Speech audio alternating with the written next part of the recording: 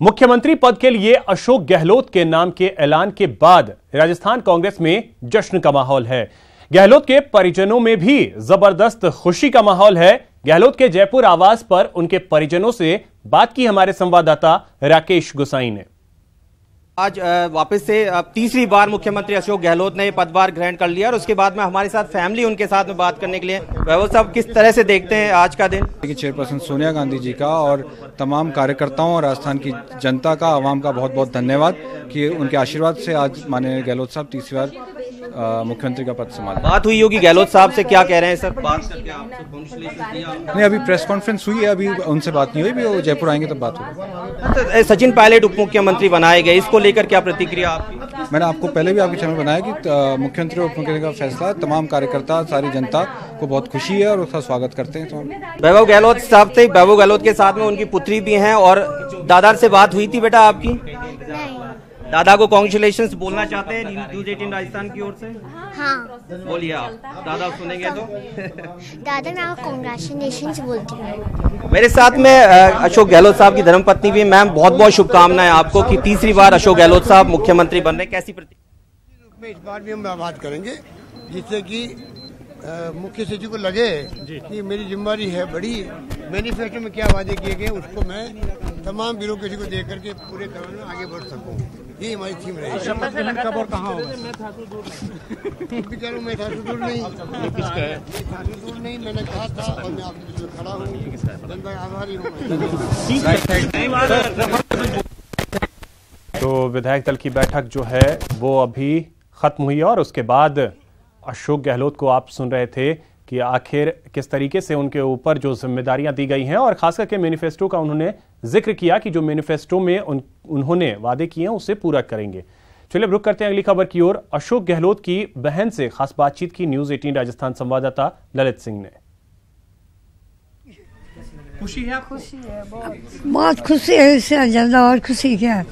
खुशी तो है, औरों को ही है तो मुझे तो ज्यादा ही होगा। मैंने मेरे आशीर्वाद सफल हुआ, नहीं तो मुझे दुख होता भाई मैंने आशीर्वाद की ठीक नहीं मिली या क्या बात। तो गहलोत साहब को क्या कहेंगे आप?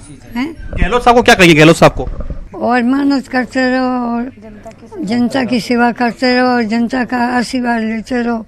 हमारे अकेले से आशीर्वाद का क्या, जनता का भी तो होना चाहिए ना आशीर्वाद।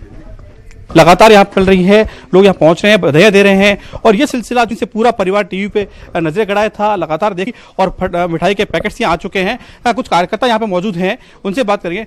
न्याज जी, ये देखिए मिठाई खिलाने का सिलसिला शुरू हो चुका है।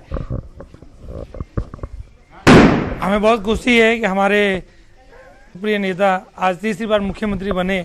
इससे ज़्यादा हमारे लिए और क्या खुशी की बात होगी इस माहौल में। और बाहर पटाखे फूट रहे हैं, घर के अंदर मिठाइयाँ बढ़ रही है और सभी का साहब को हमेशा उनकी बड़ी बहन आशीर्वाद रहा है और साथ ही साथ हम जैसे कार्यकर्ता आपके लिए हमेशा हैं और हमेशा काम करते रहेंगे। वहीं अशोक गहलोत को मुख्यमंत्री और सचिन पायलट को डिप्टी सीएम बनाने के बाद कांग्रेस में जश्न का माहौल देखने को मिला।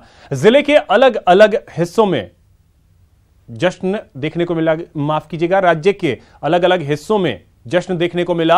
अलग अलग तस्वीरों के जरिए हम आपको दिखा रहे हैं। अजमेर, बीकानेर, चित्तौड़गढ़, दौसा, तारानगर, बूंदी, बाड़मेर, जोधपुर, इन तमाम जगहों पर, इसके अलावा प्रदेश के और भी अलग अलग हिस्सों में जो कांग्रेस के कार्यकर्ता हैं, अशोक गहलोत के समर्थक हैं, सचिन पायलट के समर्थक हैं, सबने जश्न मनाया और तस्वीरें अलग अलग जगहों की हम आपको दिखा रहे हैं। 8 जगहों की ये तस्वीरें टेलीविजन स्क्रीन पर हैं। कहीं मिठाइयां बांटी जा रही हैं, कहीं पटाखे जलाए जा रहे हैं, लोग झूम रहे हैं और तस्वीरें ये लगातार आप देख पा रहे हैं।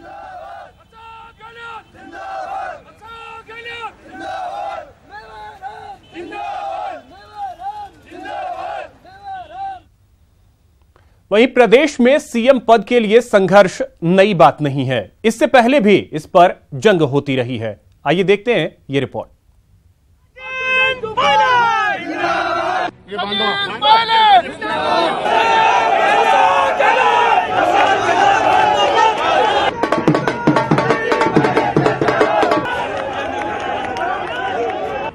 सड़क पर उतर आए सैकड़ों कार्यकर्ता अपने नेता को सीएम बनाने के लिए। कैसा हो, सचिन पायलट जैसा हो, हमारा सीएम कैसा हो, सचिन पायलट जैसा हो। आला कमान से लेकर विधायकों तक पर दबाव बनाने वाली इन तस्वीरों को देखकर ऐसा लग रहा है मानो विधायक दल के नेता का फैसला न आला कमान को करना है और न ही विधायकों को। इसका फैसला तो सड़क पर ही होगा।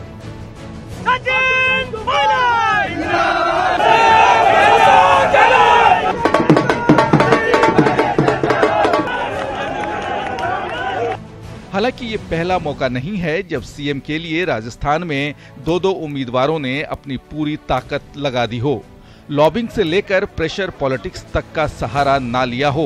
ऐसी कहानी की शुरुआत आजादी के महज 5 साल बाद से ही शुरू हो गई थी, जब 1952 में जयनारायण और टीकाराम सीएम बनने के लिए आमने सामने आ गए थे।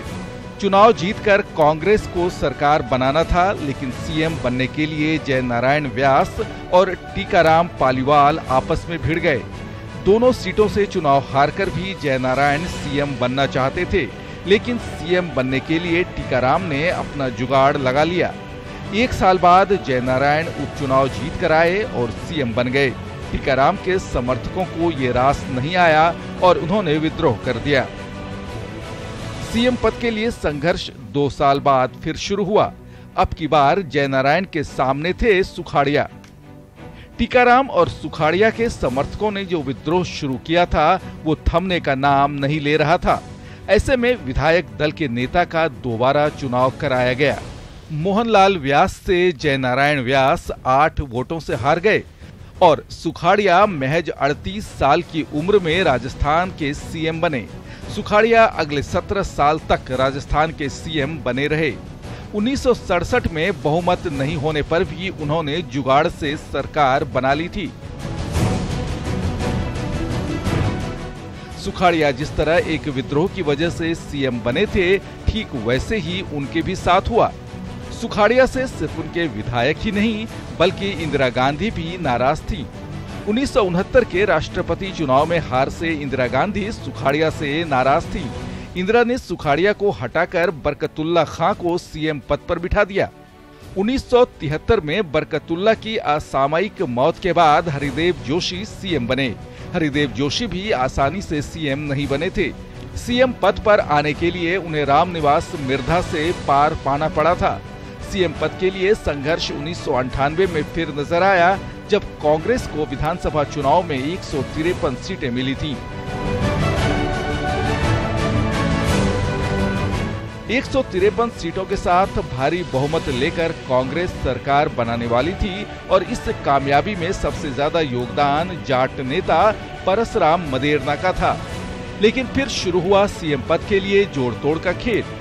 तत्कालीन प्रदेश अध्यक्ष अशोक गहलोत ने पर्दे के पीछे खेल किया और बलराम जाखड़ के जरिए परसराम मदेरणा को अध्यक्ष बनने पर राजी कराया। आलाकमान की पसंद को सामने रखकर अशोक गहलोत सीएम बन गए। अशोक गहलोत जाट नेताओं को नाराज कर सीएम बने थे, लिहाजा 5 साल बाद चुनाव में कांग्रेस को सत्ता गंवानी पड़ी। जिस तरह 1998 में गहलोत परसराम मदेरणा को साइड कर सीएम बने थे, ठीक वैसे ही स्थिति 10 साल बाद 2008 में भी हुई थी।